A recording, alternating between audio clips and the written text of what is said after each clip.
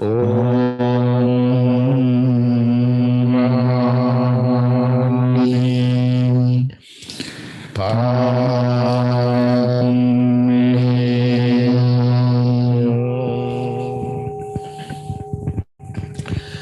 Good morning and welcome to the Sunday service.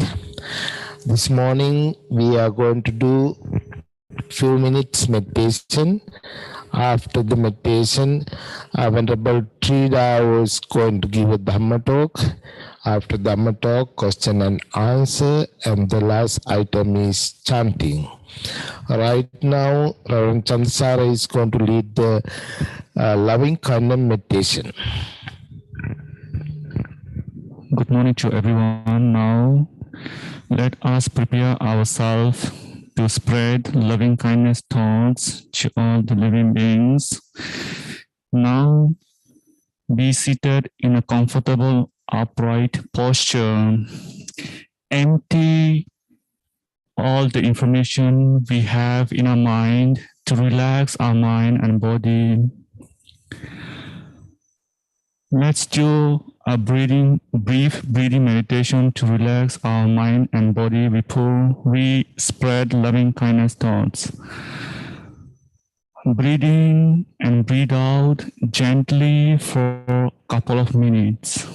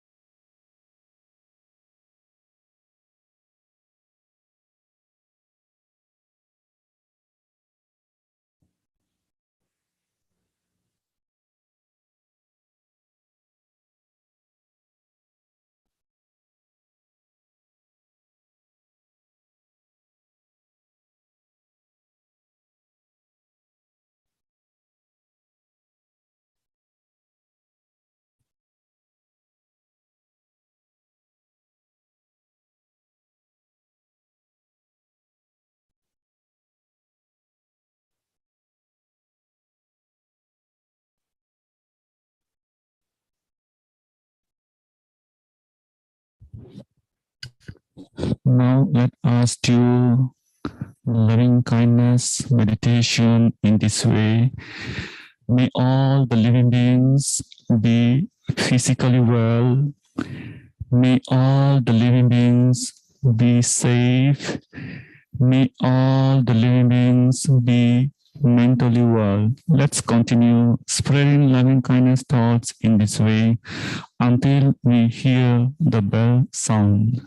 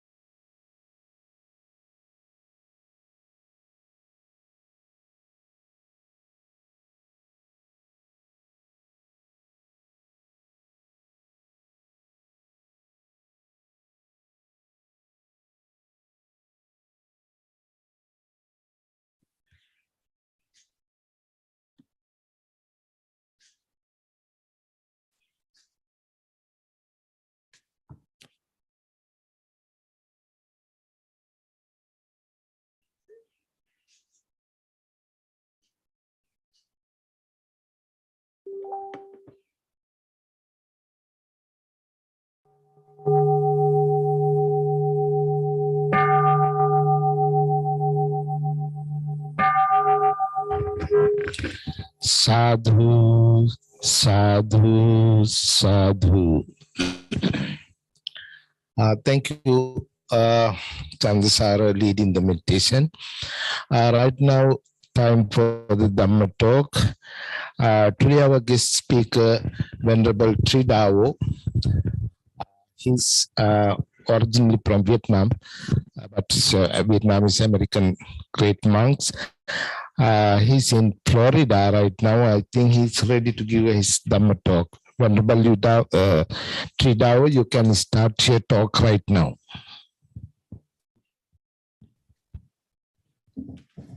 Namo Buddhaya, Namo Dhammaya, Namo Sankhaya. Good afternoon to all of you in the United States on the West Coast. It is now 2:40 here in Florida, and I am quite honored to be invited again to give everyone a Dhamma talk today. Tomorrow is actually my birthday, and every year on my birthday, I give more and take less, a way of exemplifying the life of a monk. So instead of accepting gifts and presents, I actually the whole month I teach in-person meditation and give Dhamma talks all month. So the last time I gave a talk, and comes now, Venerable Santi said that you can choose any subject you like. And I was wondering if there was a particular question or subject that our audience here today would like to ask. I think it would do a lot of justice asking if you have any questions or a particular Dhamma subject that you would like. If not, I have already prepared one for all of you. So I'll give it a couple of seconds for whoever would like to unmute and ask.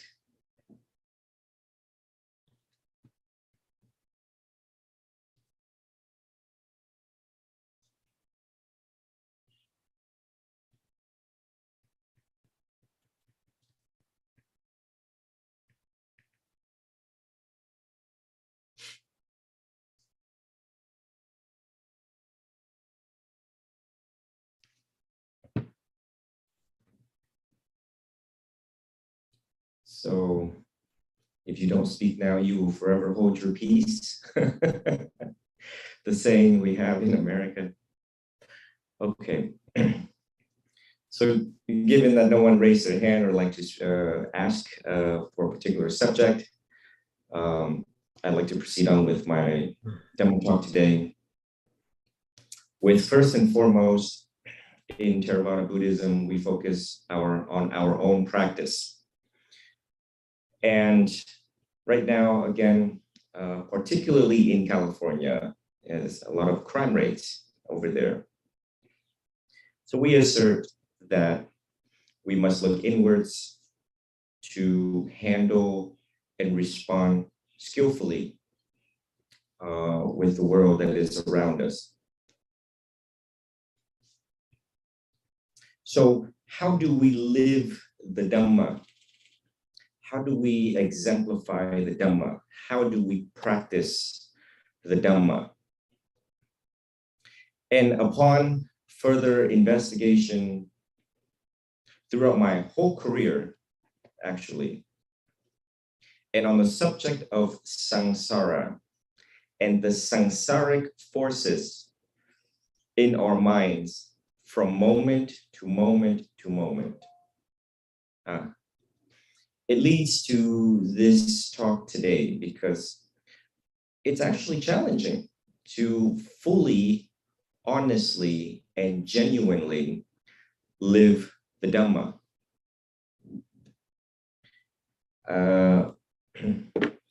This talk, what prompted this talk was my observation of a student and the parents of that student. And the student's only 22 years old.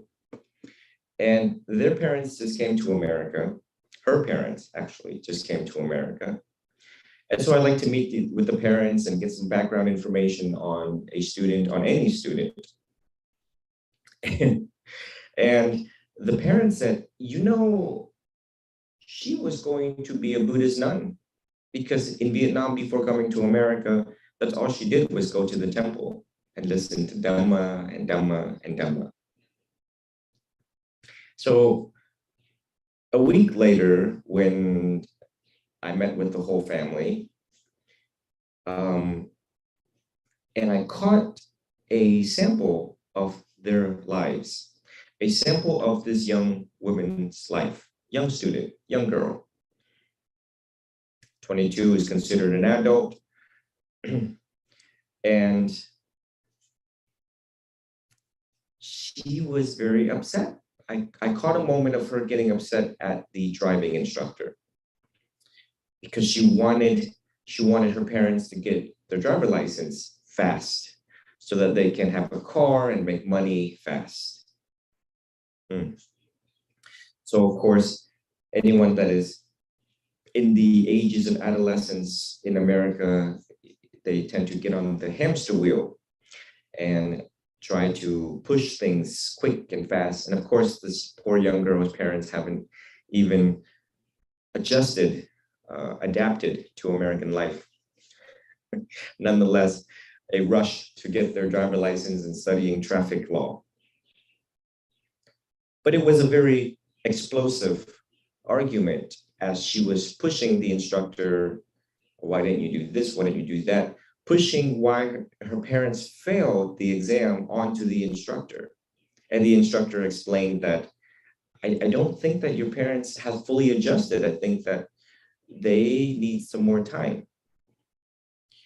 The explosion led to a lot of wrong speech in the Noble Eightfold Path. And it never seems to surprise me when I watch the samsaric forces unfold in humans. That means that hopefully, if we practice diligently, we respond skillfully, and we catch everything as it unfolds according to the links of dependent origination, paticca samuppada. And how fast the formation of thoughts, how fast the desire arises, and the next thing we know, we respond to that. It is my encouragement now than ever before in America, where when we see crime rates rise, that has everything to do with morality and ethics, and it has everything to do with the first full training, which is sila. We Buddhists have to make ourselves visible by and through our actions, made visible, the Dhamma made visible by and through our body, speech, and mind. It's difficult knowing whether a person is Buddhist or not, because it is not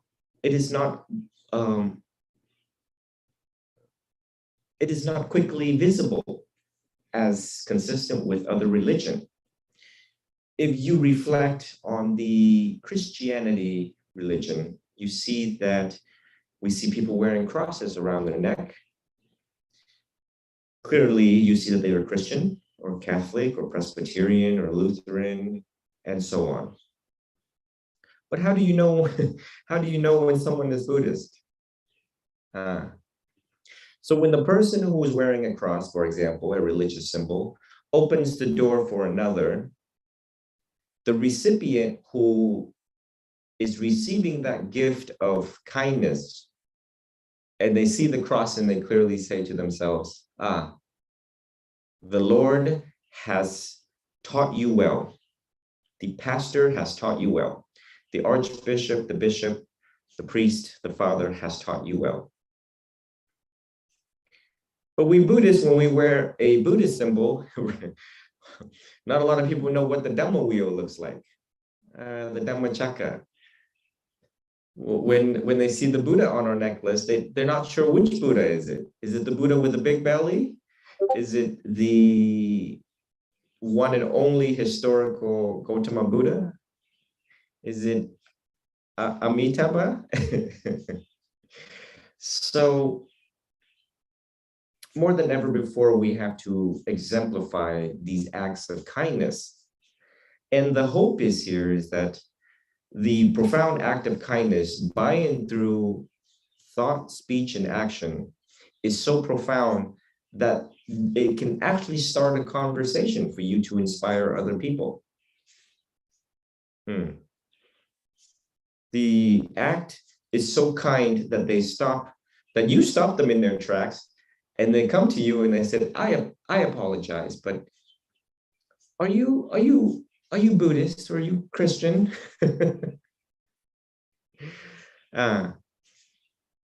It's a good start. That is my challenge for everyone, is to exemplify and live the Dhamma every day. It is your gift to the world. As Buddhists, we must give more and take less. By always thinking about others, by always putting others first. There are many different types of benefits to this. Not only do you yourself benefit from the happiness of doing so much for others, and that this is exactly what the Buddha would want you to do, that you are improving your karmic debts, you are improving your good karma, that you are making merits, directly making merits by and through your intention that morning. Intention, volition, all of the elements that has to start the good karmic forces. There are many benefits of thinking others in mind. As we grow older and older, we realize our health is limited, our physical embodiment is questionable. You can always access these memories of helping others in your later years. You inspire your whole family and everyone around you by the act of kindness. And if you have children and grandchildren, you can remind them, if we don't get out of the house a lot, to engage with other humans, encounter other humans. We want to save the world, do we not, in some way? We want to affect the world in some way. One must ask, how well am I cultivating the Dhamma world in my own home? So this whole month, I gave a karmic challenge online. The karmic challenge is that everyone, please, this month, practice right speech. Is it true? Is it necessary? Is it kind? Is it beneficial? Is the timing of this speech correct? So first, they do it by themselves. And second, I tell them to play lawyer in their own home, where of which, if someone does not practice right speech, they can object. It's no different than what we see in trials with attorneys, right? Objection, ask to the form, objection, ask to different elements. But by inspiring other people and making a good humor out of wrong speech in the home, you can say, objection, wrong speech. Objection, it is not beneficial. Objection, this timing is not ideal. We can have fun with the Dhamma. We can be creative with the Dhamma.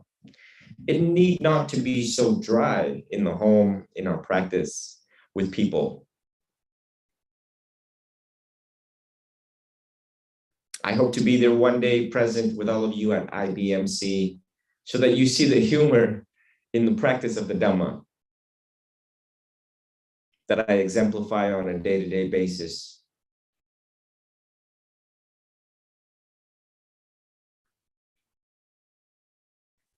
More than ever before, we Buddhists need to now inspire other people by and through our own practice. And into the details of our practice.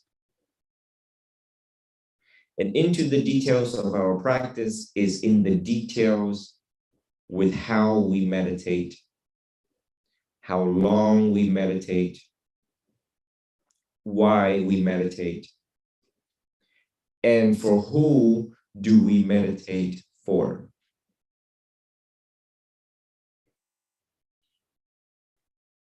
These are good reflections for oneself as it enhances your meditation experience,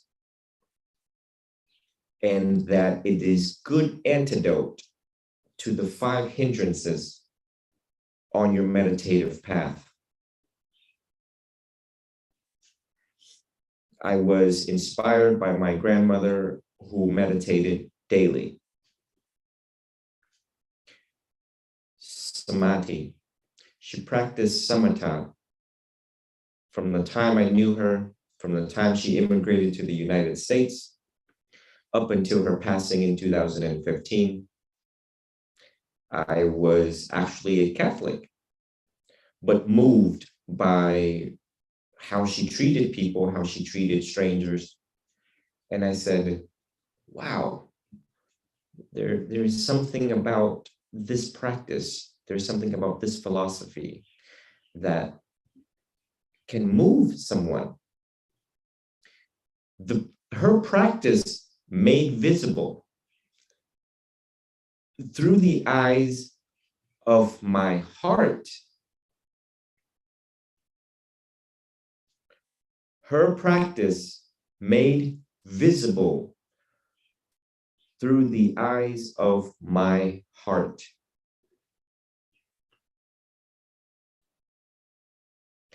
I hope to all the Buddhists around the world realizes what does it mean to see the noble truths?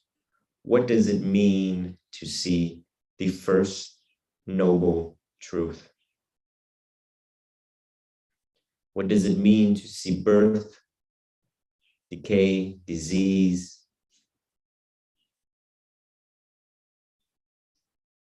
What does it mean to see death?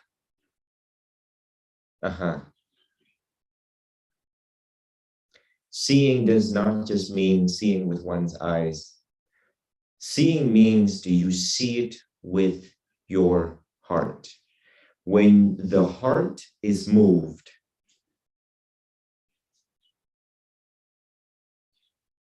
then a person will change. They will change. Sometimes they change and they don't even know it. Sometimes family members notice it.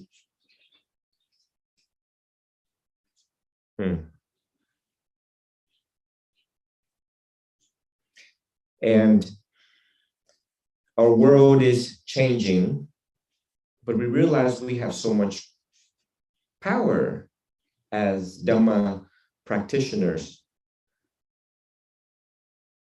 is that every moment of the day, we have the power to be aware of the samsaric forces.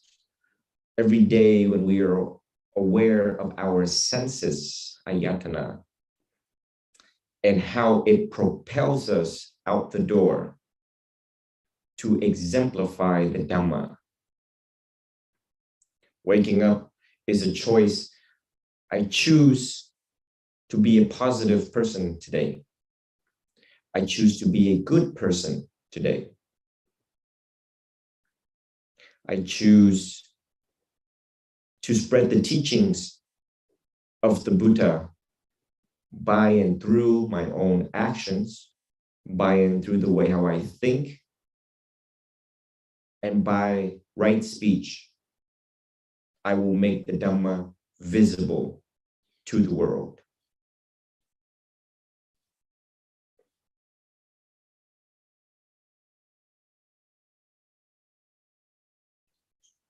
And as I give you all this talk, which has everything to do with morality, It actually has to do with all three, right? Sila, Samadhi, and Panya, and how we connect all of it together.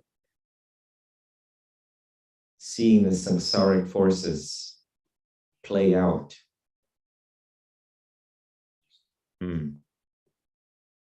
I also want to give the second part of this Dhamma talk on sainthood. It is my job, it is my duty as a monk to inspire particularly young people now who are really curious about Buddhism. There's different categories of different religions that the young people are now questioning the prevalence of secularization and the dangers of secularization. So one way to inspire those who wants to become Buddhist is the end goal of Buddhism. Now, of course, we have Mahayana, the Pure Land, and we have Theravada, which is Arahantship. We should strive for sainthood in any tradition. There is sainthood in Theravada. There is the same version of it in Mahayana. There are similar aspects in Vajrayana, and including the world of Christianity and Catholic world. That's what the commonalities in different religions have, which is really cool. It gives young people, it gives all of us Buddhists something to look forward to. Now, people who have studied the 4 stages of enlightenment, there's a lot of confusions in the different stages of Sotapanna, of Sakadagami, of Anagami, and Arahant. But to put it in a very similar form, to put it in a simple explanation, it all has to do with the self, the attachment to the self.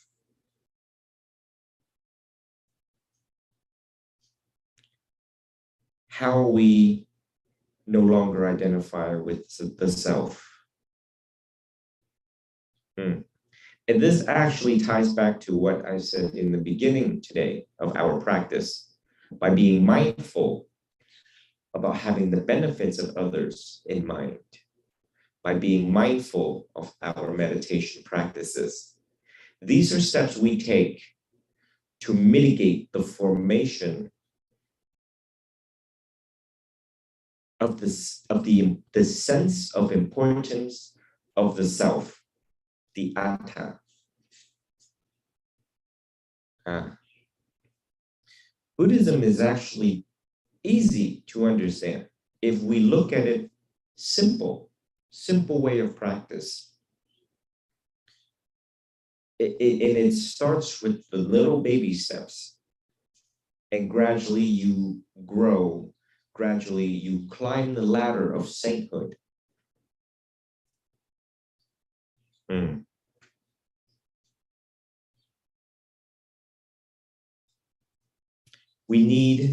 We need more Buddhist angels now than ever before. We need more saints now than ever before to help with the minimizing, the mitigation, to help to thwart, to lessen the proliferation, the prevalence of evil in the world, of unkindfulness, untruthfulness.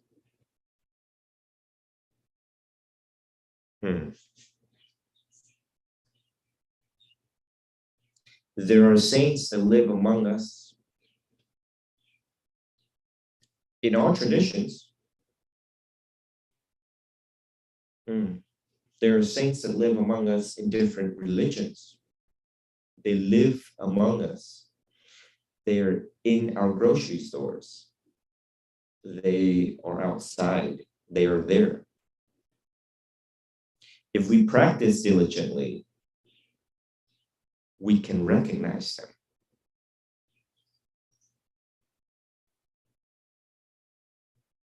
Now, one may or may not achieve sainthood, but getting close to it is a really good idea. It's a good idea from a karmic standpoint. One does not want to come back in rebirth, so one would strive in any levels, starting with Sotapan. But even if you're not Theravada, one should strive. Well, where do I start? Where do I start, dear Venerable? How do I start?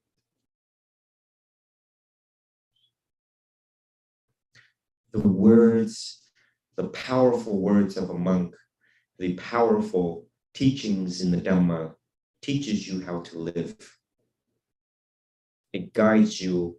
It is the light that guides you towards this path, whether you know it or you don't, whether you are aware of the benefits of the path of the Dhamma or not.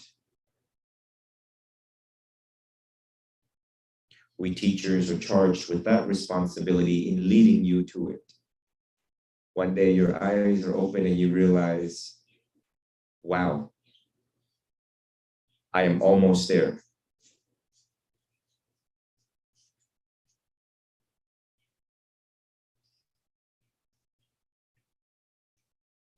And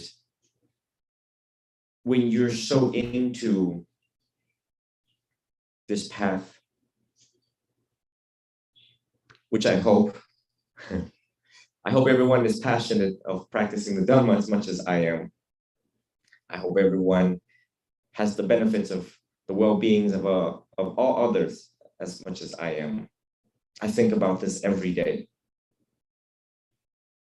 I think about the people in New York. I think about the people in California. I think about all of the hotspots in the United States that is adversely affected by people who do not practice the Dhamma. The awareness of the proliferation of greed, anger, and foolishness in the world, across the world.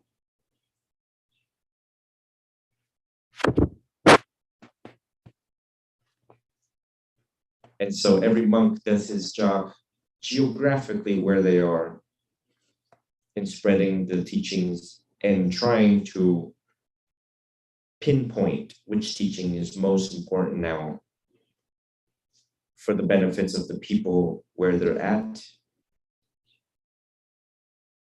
And not just where they're at geographically, but where they're at in their spiritual path. And to recognize that each individual is unique and the spiritual dimensions of each individual.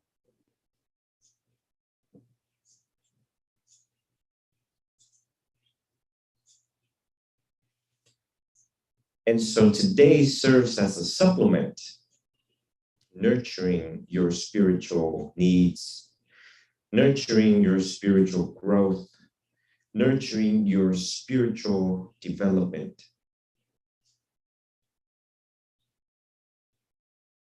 I encourage all of you wonderful Buddhists around the world and at IBMC to now, we all must rise. We all must use the Dhamma to rise together. We battle the forces of the three poisons within ourselves that we are determined to defeat.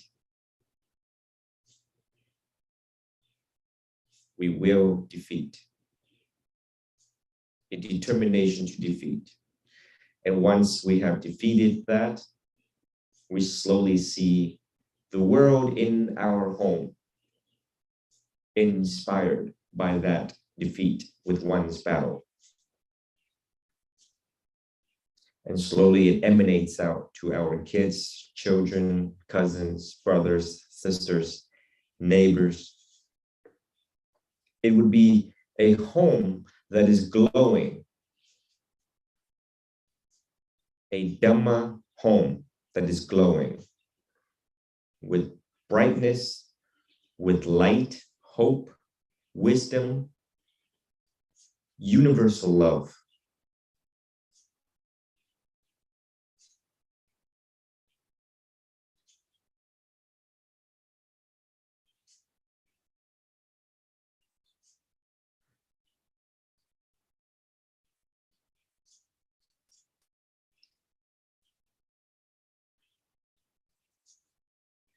Light, hope, wisdom, universal love.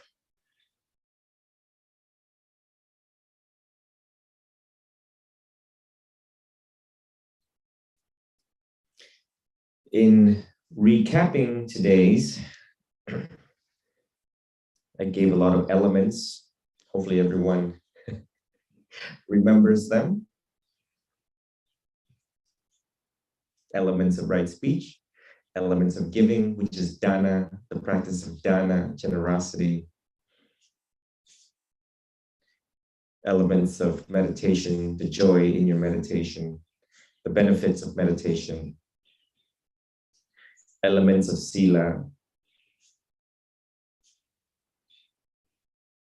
Elements of sainthood.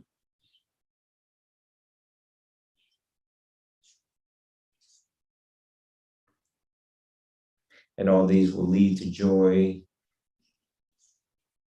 to true inner joy, true inner peace, true inner liberation, and lastly, true inner freedom.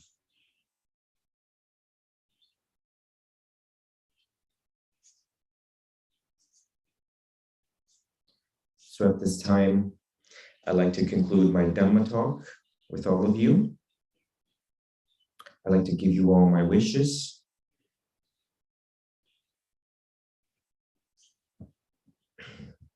May you all be well. May you all be happy. May you all be healthy. May you all realize the light of your own true nature. May you know. Thank you very much. May you know what is. Thank you. Thank you, Venerable Shanti, for having thank me. you, Venerable Tridao, and thank you again, your good Dhamma talk, sharing with your experience. I think we have a couple of questions for the audience. I have here Mr. Nam. He's from Vietnam, American. And Ms. Nam actually introduced to me about you earlier.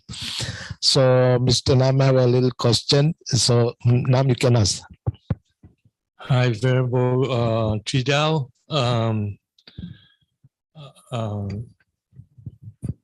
Thank you for the Dhamma talk today.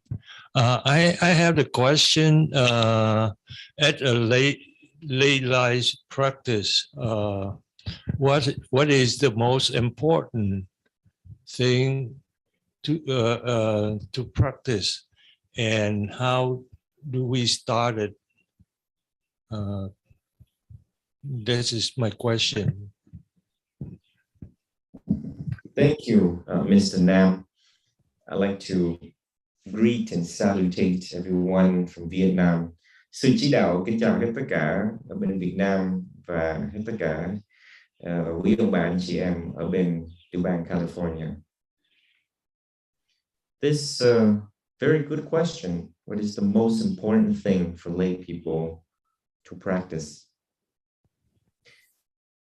When we look at the true nature of the human, true nature of reality of humans, we realize that we have this perpetual self-interest. Perpetual self-interest. Perpetual means constantly. In Vietnamese, tiếp tục, lúc nào cũng tiếp tục hết, vòng tròn, vòng tròn, vòng tròn. Self-interest, lúc nào cũng quan tâm về chính mình. Tôi và tôi, của tôi, cái này của tôi muốn của tôi. And what practice do we use to alleviate this suffering? Phương pháp gì mình dùng để cho mình bớt khổ vì cái tôi của mình? What practice? The practice of doing more for others. The practice of Dhamma, generosity. But then we no longer have this me, my, I, me, my, I, every day. Just listen carefully. Everyone can be a psychologist today when we listen carefully to people. It's hot in here. I want to go to the beach. I want a bigger couch. I want a newer car. I don't like this ice cream. This steak doesn't look very rare. The preference, so this is the identification of the samsaric force, the identification of paticca samuppada, dependent origination. That we start tracing back, we realize the perpetual self-interest, me, my, I. Quickest way to the medicine for it is give. What? What happened if you don't have $1 right now to give? It's okay. The Dalai Lama said, dedicate your body, speech, and mind for the benefit of others. Slowly we see that we want less for ourselves. Slowly we see that our life becomes more about others, the interconnectedness, the dependent with our neighbors, with people sitting next to us right now in the temple. Now, if everyone did that, we wouldn't have problems that we see in the world today. Right. Mr. Nam, I hope that answers your question. Yes. Thank you very much, Venerable Tri Dao. This is a very good answer, and I appreciate you. Hopefully, we'll hear from you again soon. Thank you very much. I wanted to add just one more thing before Venerable Shanti picks up the microphone. Is by and through my own practice, I hope to inspire all of you. You see, these psychological insight, we all know Theravada is very analytical, very psychological. But you see, I went through all of this as a young man. The me, the my, the I don't like this girl. I want a new car. I don't like the temperature. It's too cold. It's too hot.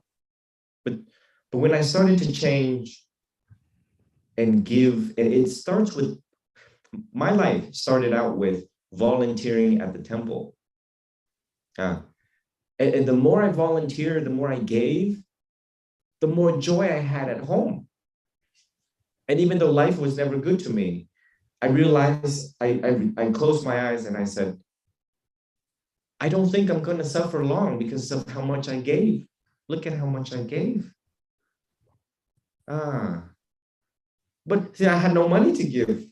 But every day, for 16 years in the temple, I meditated. Every day, I smiled to people.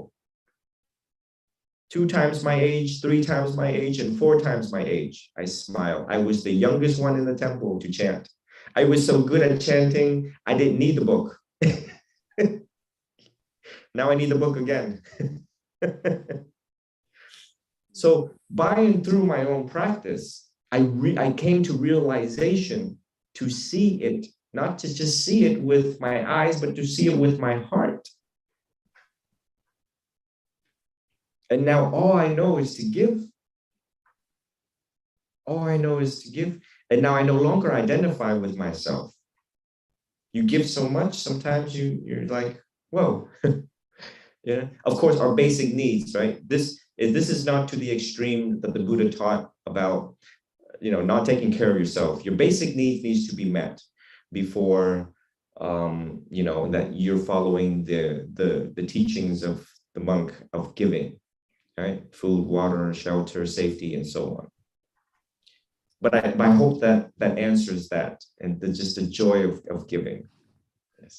I'd like to take the next question if there is one. Venerable Shanti. Is there any question?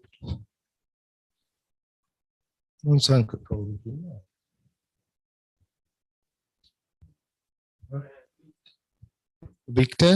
Yes. Yeah. Oh, I just wanted to say thank you for your lovely and very important talk. It was a pleasure to listen to you. Thank you. You're most welcome, Mr. John. Thank you. Thank you again, Venerable Tridao. Hope to see you again sometime June or August sometime. I really appreciate about your time and your energy giving for our Dhamma world. So thanks again. So we're going to chant right now the page 4 and page 10. And still, I don't know who is going to give a Dhamma talk next Sunday. Somebody will be there. We'll see. We will announce to our web page. So right now, we're going to chant the page 4 and page 10.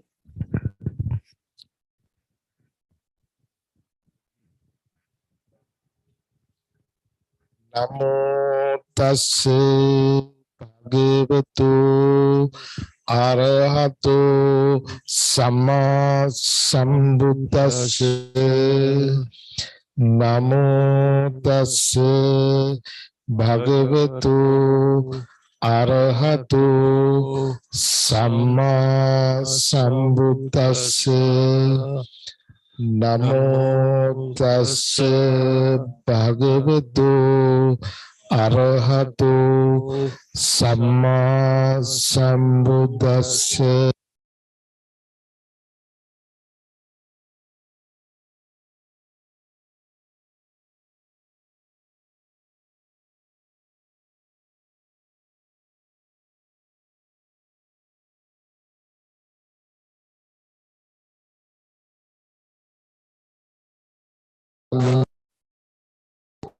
Sentient beings are numberless. I vow to save them all. Deluding passions are inexhaustible. I vow to end them all. Dharma grades are limitless. I vow to study them all. Dharma grades are limitless. I vow to attain it. May suffering ones be suffering free, and the fear-struck fearless be. May the grieving shed all grief, and the sick find health relief. Nguyện chi tự không đưa vô gặp nhân thiên đặng dự chung sanh giai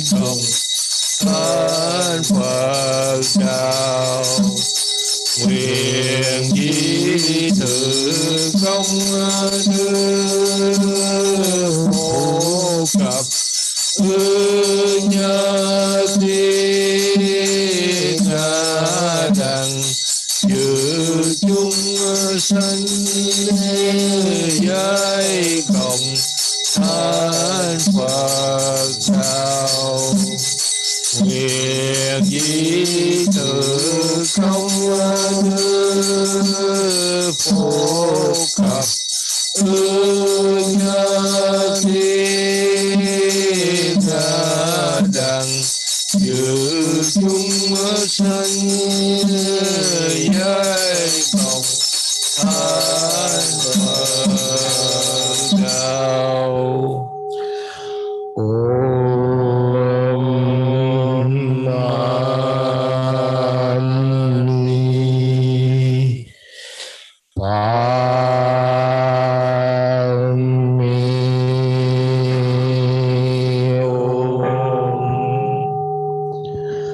Thank you again for everybody. Thank you, Mr. Nam. Thanks for everybody. We'll hope to see you next Sunday again. By the power of the Buddha, Dhamma, and the Sangha, you all be well and happy. Thank you again. Sadhu, sadhu, sadhu.